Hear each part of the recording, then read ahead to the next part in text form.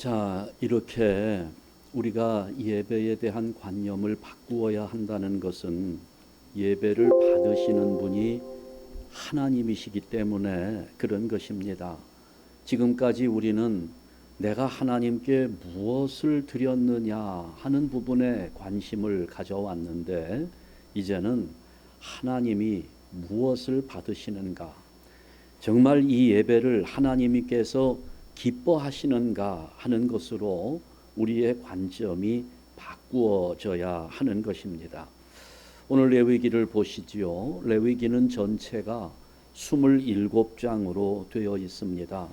그런데 그 27장 가운데 20장이 여호와께서 모세에게 말씀하여 이르시되 하는 것으로 시작됩니다. 자, 1장 1절 보시죠. 여호와께서 회막에서 모세를 부르시고 그에게 말씀하여 이르시되, 하나님이 모세에게 말씀하신다는 것으로 시작합니다. 4장 1절 여호와께서 모세에게 말씀하여 이르시되, 레위기는 이렇게 계속 가는데요, 마지막에도 그렇습니다. 마지막 27장 1절에서도 여호와께서 모세에게 말씀하여 이르시되, 27장 가운데 20장이 이렇게 시작됩니다. 여호와께서 모세에게 말씀하여 이르시되, 말씀드렸듯이 우리가 누군가에게 선물을 준비할 때 상대방이 원하는 것을 알면 선물 준비가 굉장히 쉽습니다. 그런데 그 사람의 기호를 모르면 선물 준비하는 것이 상당히 어려워지지요. 하나님이 무엇을 기뻐하시는지, 하나님이 어떤 예배를 기쁘게 받으시는지 안다는 것이 어려운 일입니다. 쉽지 않아요. 그런데 레위기를 통해서 하나님께서 원하시는 예배는 이런 것이다 하면서 자세하게 말씀해 주고 있는 겁니다.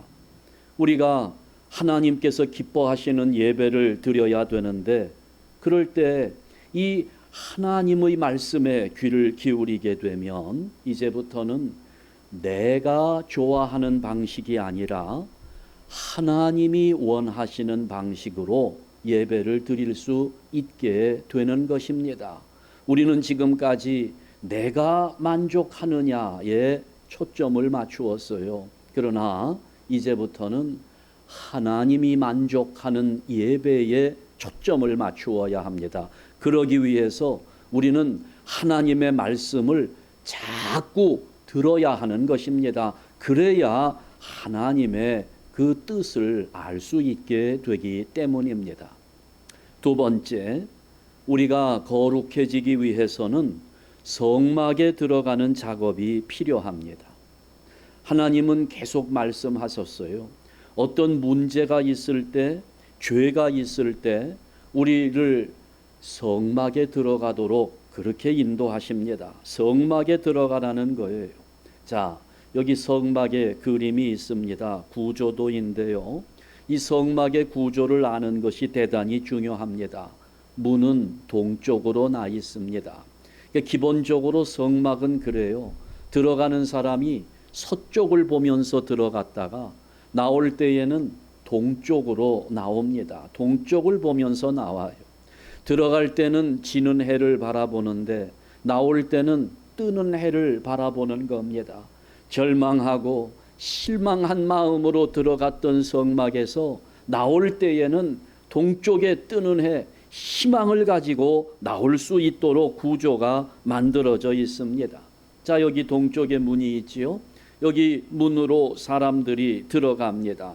이 사람들은 구원받은 사람들입니다. 성막에 들어가는 사람들, 여기 처음 만나는 자리가 번제단입니다. 여기에서 죄의 용서를 경험합니다. 그런데 대부분의 백성들은 여기 번제단에서 되돌아갑니다. 죄의 용서를 경험하면 그것으로 다 된 것으로 알아요. 그러나 그렇지 않지요. 제사장들은 물두멍에서 세례를 경험합니다. 그리고 성소에 들어갑니다. 성소에 들어가면 떡상에서 하나님의 공급을 경험합니다. 순금 등대에서 성령의 조명을 경험합니다. 또 분향단에서 찬양을 드리고 기도를 드립니다. 그러니까 이게 신앙하는 수준이 다른 거예요. 하나님의 은혜를 누리는 수준이 달라요. 일반 백성들은 죄의 용서만 경험하고 다시 되돌아가지만 제사장은 더 깊은 은혜 속에 들어가는데 대제사장들은 한 걸음 더 들어가지요. 지성소에까지 들어갑니다. 지성소에는 하나님의 언약궤가 있습니다. 하나님의 언약을 붙들고 살아가는 영광의 자리에 들어가는 것입니다. 그러니까 이 성막은 우리가 한 단계씩 한 단계씩 성숙해지도록 거룩해지도록 만들어주는 자리입니다. 오늘 우리가 예배하는 것은 계속해서 성막에 들어가는 작업을 하는 겁니다. 한 번은 번제단까지 갔다가 다시 나왔다면 그 다음에는 물두멍까지 또 성소 안에까지 마지막에는 지성소에서 하나님과 함께 동고동락하는 그런 삶으로 우리의 신앙을 성숙하게 만들어가는 겁니다.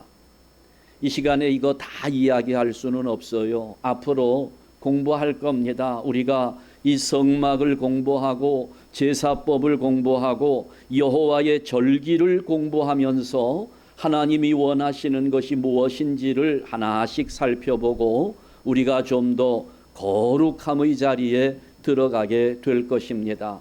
다음 세 번째, 우리가 거룩해지려면 삶의 현장으로 돌아가는 것이 필요합니다. 구약에서 구원받는 방법은 제사밖에 없었습니다. 그런데 정말 중요한 이 제사가 하나님 앞에 거절되는 사람들이 있었습니다. 정말 불행한 일이지요. 이사야 1장 10절부터 17절까지의 말씀을 보게 되면 너희 소돔의 관원들아 여호와의 말씀을 들을지어다. 너희 고모라의 백성아 우리 하나님의 법에 귀를 기울일지어다 이야기합니다. 지금 여기 이 하나님의 말씀이 소돔 사람들에게 고모라 사람들에게 주어지는 거 아닙니다. 이미 이 당시에 소돔과 고모라는 멸망하고 없어졌던 시대입니다. 그런데도 이렇게 부르는 것은 누구를 부름입니까? 이스라엘 백성들을 이렇게 부릅니다. 소돔의 관원이라고 고모라의 백성들이라고 그렇게 부르고 있어요. 얼마나 이스라엘 백성들이 못된 짓을 많이 했으면 우리 하나님께서 이런 표현을 다 쓰셨겠습니까? 지금 보세요. 우리 하나님 화가 잔뜩 나셨습니다. 너희가 드리는 예배, 너희가 드리는 제사 이제는 아주 신물이 난다는 겁니다. 너희가 월삭을 드리고 절기를 지키고 이러는 거 내가 이제 꼴도 보기 싫다는 거예요. 더 이상 제물을 가져오지 말라는 겁니다. 역겹다는 거예요. 왜요? 이렇게 제사를 드리고 나서 밖으로 나아가서는 하나님과 전혀 상관없는 삶을 살아가는 너희의 그 삶의 모습이 내가 이제는 실증이 났다는 거죠. 더 이상 보기 싫다는 겁니다. 오늘 우리가 성전에서 하나님을 만났으면 세상에서도 하나님처럼 살아야 된다는 거죠. 하나님의 거룩함을 드러내면서 살아야 된다는 겁니다. 흉내라도 한번 내봐야 되고 다만 몇 가지라도 좀 닮아보려고 애쓰는 그런 삶. 내가 예배를 드렸으니까 그 예배에 합당한 삶을 살아야 한다는 겁니다. 제사는 잘 드렸는데 예배는 멋지게 드린 것 같은데 삶은 여전히 다른 사람들 괴롭히고 비난하고 정죄하고 이런 삶은 내가 앞에 드린 제사까지도 예배까지도 거절당하게 하는 결과를 가져온다는 것입니다. 기억합시다, 여러분. 신앙생활을 잘 한다는 것은 교회에서 큰 소리 치는 게 아닙니다. 교회 안에서 우리는 조용하게 훈련받고 그리고 나서 삶의 현장으로 가야 하는 거예요. 삶의 현장 속에서 나의 거룩해진 모습이 다른 사람들에게 영향력을 행사하는 거예요. 내 믿음이, 나의 거룩함이 배우자에게 영향을 끼치고 내 자녀들이 나의 거룩함을 따라올 수 있도록 우리 자녀들이 엄마를 보면서 신앙생활은 저렇게 하는 것이구나, 이렇게 따라오도록 보여주어야 하는 겁니다. 직장에서는 또 어때요? 예수 믿는 사람으로 당당해야 되는 것입니다. 다른 사람들 다 뇌물 먹으면서 부정하게 살아갈 때 나는 하나님의 거룩한 백성으로 살아간다 하면서 이런 것들 거절하며 살아가는 것이 그리스도인의 자존심입니다. 우리 모습이 어때요? 교회 안에서는 큰 소리 뻥뻥 치면서 내 신앙 경력이 몇십 년이나 된다고 그렇게 자랑하면서 삶의 현장에서는 찍소리도 하지 못하면서 살아가는 거, 이게 우리의 모습 아니겠어요? 어떤 회사에서 싸움이 났어요. 부장님하고 과장님이 뭔가 하여튼 마음이 맞질 않아 싸움이 붙었는데 점점 심해졌습니다. 치고받고 부장님은 코가 깨져서 코피가 터졌고 과장님은 턱이 나가버렸습니다. 둘 다 경찰서에 붙잡혀 갔습니다. 폭행 혐의지요. 그런데 유치장에 갇혀 있는 두 사람을 신방 오시는 목사님들이 있었습니다. 두 분 다 교회를 다니셨던 것 같아요. 이쪽에서는 과장님, 이쪽에서는 부장님, 양쪽 교회에서 신방을 와서 목사님하고 대화를 하는데 보니까 뭐 장로님 어쩌고 저쩌고, 집사님 어쩌고 저쩌고, 뭐 이렇게 이야기를 하는 거예요.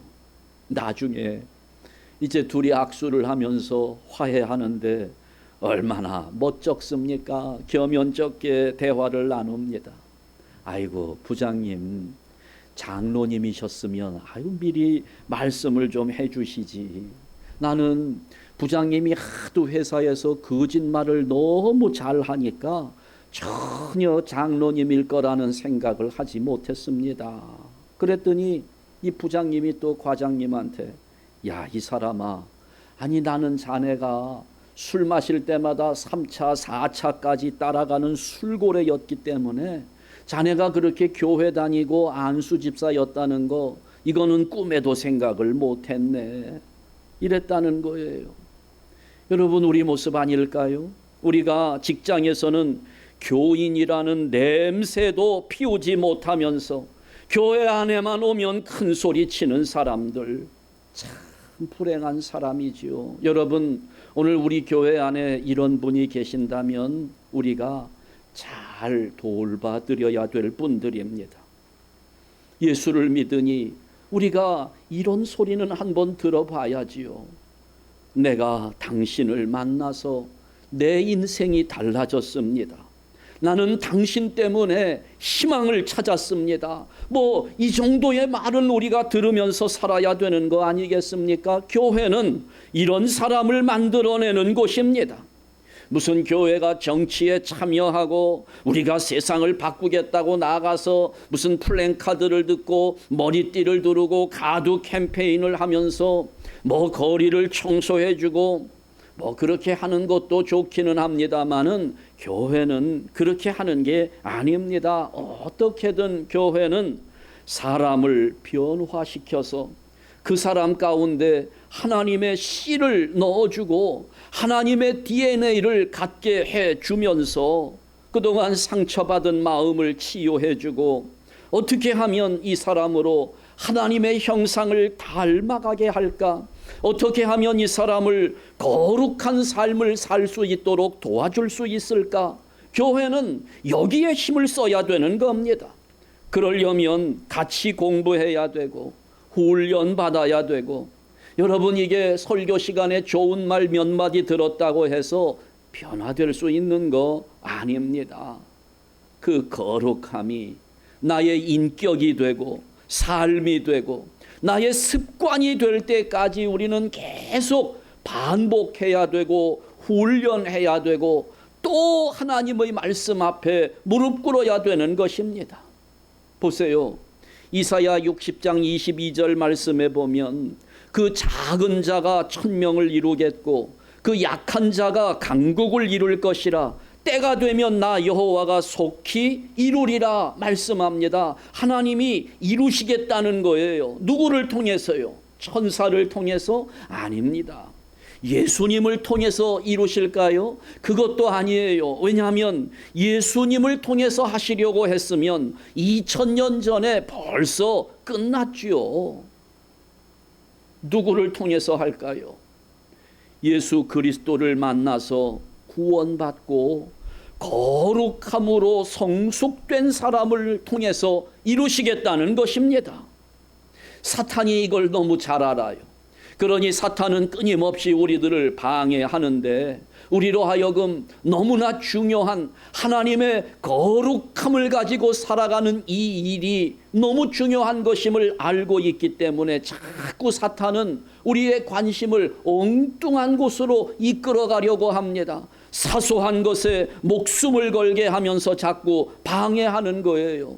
훈련받아야 되는데, 성경을 읽어야 되는데, 하나님의 말씀을 들어야 되는데 이런 것들을 귀찮게 여기도록 자꾸 만드는 거예요. 그러면서 우리에게 자꾸 속삭입니다. 야, 교회가 무슨 학원이냐?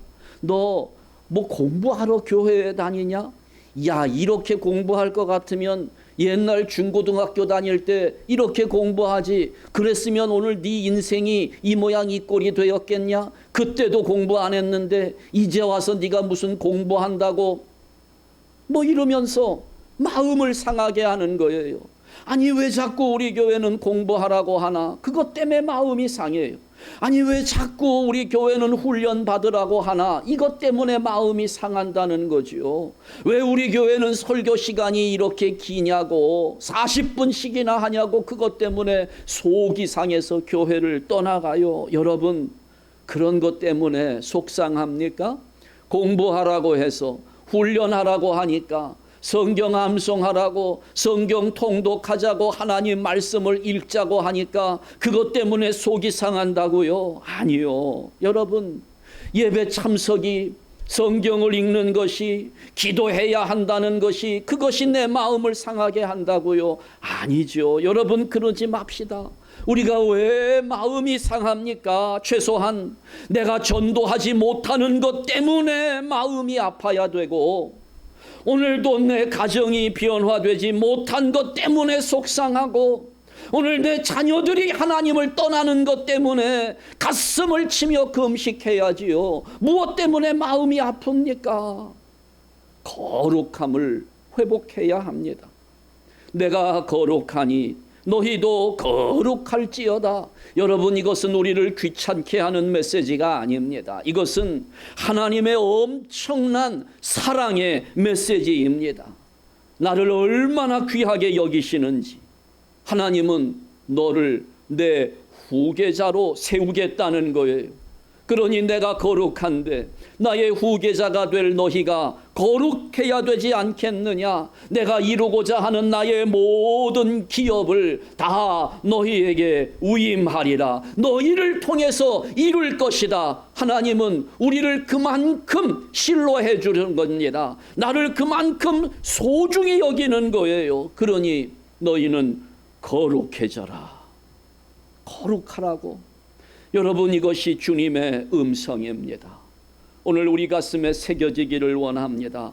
내가 거룩하니 너희도 거룩하라.